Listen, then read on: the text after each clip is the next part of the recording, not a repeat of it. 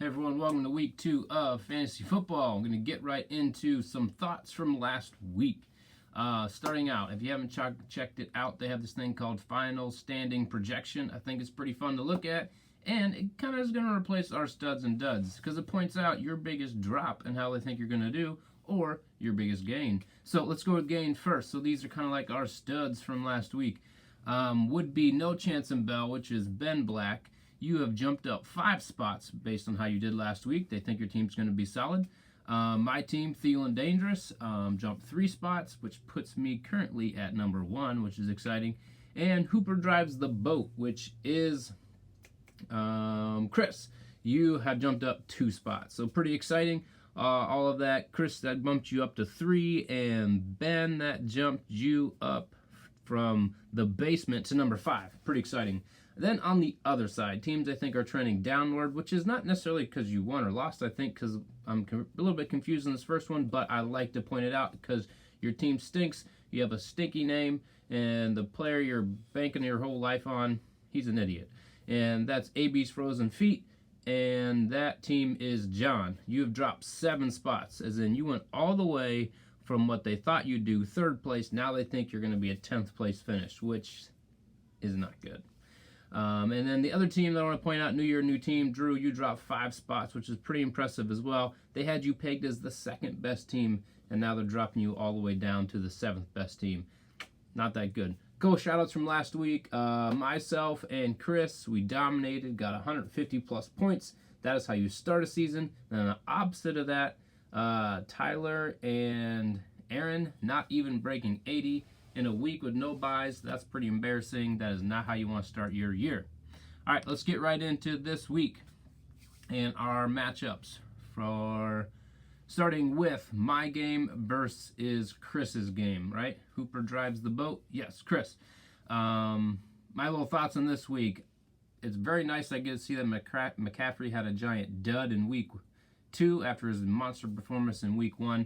So as I compare out, I think that I'm going to go ahead and give the nod this week to Chris. Reason is Deshaun Watson I think will outscore Wentz. I really needed McCaffrey and did not get him. All right, moving on. Number 2 is Kamara. Sorry, still learning team names. Is Jim versus No Chance, Ben Black. And this one we had a really good performance by Godwin so far. Better than I would have thought he did. And on the other side, I don't think Lamar Jackson's going to put up 1 billion points again, but man, does he have a cake start to the year in the Dolphins and the Cardinals. With that, I'm going to go ahead and give the nod to the upset here by Ben Black. I think Lamar has another really good week. All right, next we have Andy versus Urban Ben Baker. And here, you guys are actually projected to get 113.1 apiece. That's pretty exciting. You both had some people go. Evans downtrend. Samuel maybe a little bit better. I think double digits for him is a good week for him. And on this one, I'm going to go ahead and give the nod to Urban Legends, mainly because I believe in Fournette and Henry more than I believe in Elliott and Michelle. Michelle, I'm not really sure what his role is right now, and Elliott is still seems to be acclimating because he had a pretty down week last week. All right, next we have Heiser versus John. And in this one, I think Baker Mayfield will bounce back, have a better game for you. He won't throw 3 picks. I think Brady also will come back to earth a little bit because he's not playing the Steelers. Connor did make me nervous, and I think Michael Thomas is going to show up. So I'm going to give this nod to Heiser, and I just think overall he's going to get a lot of people double digits. All right. Next, I have Tyler versus Nick. Tyler had a horrible showing from Cam Newton, but a decent one from DJ Moore. And I'm worried. I think the Browns will run a little bit more this week with Nick Chubb, but yeah, Tyler, I'm a little bit worried about your team right now, mainly because I don't know enough about Montgomery. And on the other side, I like Barkley.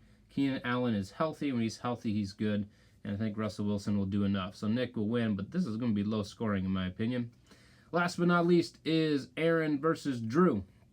And Aaron, I'm just still not a big Ben Roethlisberger fan. And Gurley, your team makes me nervous. And then Josh Gordon, he had a touchdown, pretty decent game. Now is Brown going to take some of his touches? I think so. So your side, your team makes me extremely nervous. And on the other side, You have a bunch of Falcons, as in Matt Ryan and Julio Jones. I never know what I'm going to get from them. You got some good receiving backs there with Johnson and White. And I think Njoku is good for a touchdown. I think he's a solid, low reception, high touchdown tight end. And Watkins is a beast. You should slide him out of your flex spot because he looks like a beast right now with Mahomes. So I'm going to give it to Wagner, pulling off the win there. So that's my thoughts on this week.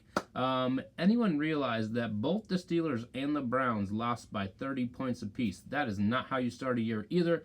They are the Tyler and the whoever the other team was, Aaron, that got blown out.